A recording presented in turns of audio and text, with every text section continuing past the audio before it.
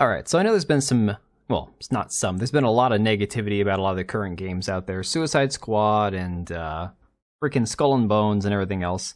Let's kind of highlight some of the better, more positive things in gaming that we're seeing right now. There's been some cool indie games that I've seen recently. Pal World's been pretty funny to watch. I enjoyed it, played a little bit, it's actually pretty fun. The Stellar Blade game is coming out soon, I believe in April. A lot of people are hyped up for that. People keep pre-ordering it like crazy. It's super, like, everyone's crazy excited for it. And then, of course, Helldivers. Helldivers 2 right now, which is breaking the servers currently. They don't have the server space to keep up with the demand. And the CEO recently came out and asked people not to buy the game, which is weird to hear somebody in, like, the corporate world actually say this. But seriously, somebody was, like, complaining about it because they wanted to buy it, but they have no money, but everyone's staying logged in, so nobody can get in. And the CEO of the studio actually came out and said, if you have no cash, get it later. While we made a really fun game, it's worth waiting until the servers can support the capacity. I mean, as a CEO, I of course want the game to be as profitable as possible, but if you spent your last dollar and got stuck in server queues, I'd be heartbroken. Pretty impressive to hear from a current day CEO, especially in the game development world, because so many people, especially if you think about what happened with Cyberpunk, where the corporate level people pushed the game out before the developers had it ready, regardless of the fact that the developers told them, look, you can't do this yet, people are not going to be happy, and they didn't care. It's pretty impressive to see. But the weirdest thing about this game, and I've watched a lot of gameplay of Helldivers, I'm not typically a third-person shooter guy. I did enjoy that Alien game to a certain extent that recently came out. I can't remember the name of that one specifically. I've played a few of them. They're all kind of running together. But I typically am not like a big fan of the third-person shooter genre. There's a few games that I've enjoyed, but across the board, they're not really my thing. This one seems to be something I could really get into and play. But the weirdest thing about it is the discourse we're seeing, where people are just like making weird comparisons to the fact that these are colonizers and the current events going on over in Gaza. This person tweeted out, honestly, I sometimes struggle to start playing it since you basically play as colonizers, and that doesn't feel right when I have a Palestinian friend. And then this person quote tweeted and was like, ah, yes, a Palestinian, and of course it's a picture of a gigantic alien insect. It's like, what are you saying about Palestinians here?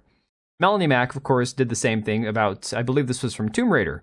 Somebody was like, it's the design choice to put locks/braids on the Yeti with how significant the hairstyle is in black culture and how it's often depicted in video games and media. A common stereotype in media is associating blackness with monstrosity, etc. And she's like, I can assure you absolutely zero people thought this white Yeti is a black person except you. Very true. I mean, honest to God, these people always reveal themselves to be the weirdest, most like race-obsessed people. And the funny thing is, the Helldivers situation's been compared to Starship Troopers, which I only watched like one time in my teenage years. Thought it was all right. I didn't think it was worth rewatching again. Now I'm going to go back and rewatch it because I feel like I missed a lot of the subtext. But from Fandom Pulse here, we have an article about Starship Troopers being a libertarian narrative, not a fascist one. And unfortunately, the director decided to take the movie in a direction that the book was never intended to be.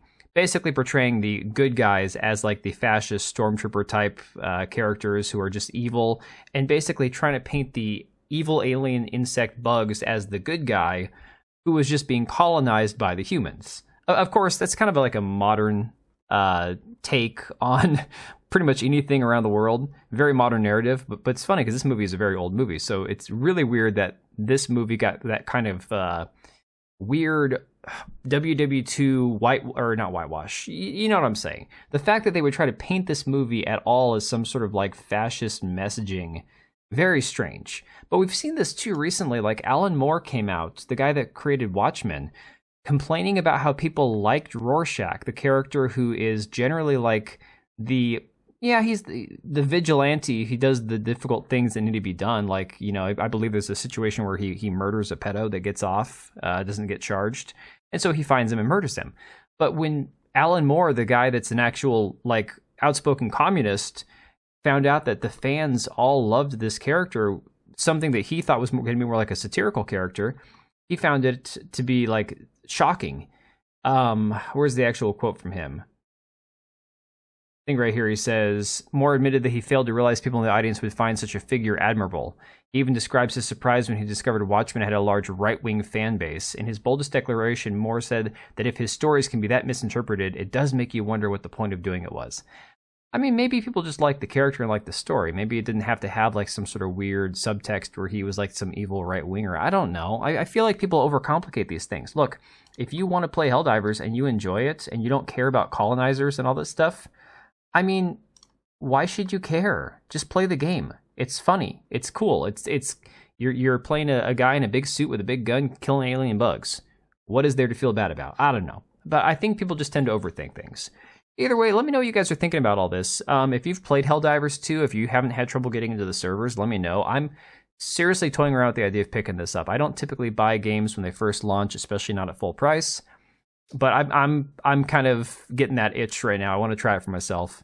Let me know what you guys think about it, though. I'll catch you guys later. And if you made it this far, thank you for watching the video. We do have 2 channels, one for daily uploads, the other one for more of my live streams and hot takes. Links to both are down below, as well as the ability to join as a channel member for as little as $3 a month, and that'll greatly help us out. Much appreciated. We also have links to our Etsy accounts down below, as well as our website. We also have Locals and Subscribestar. If you didn't want to support us on YouTube, you can support us through those. Thanks again for being here, and we will see you on the next one.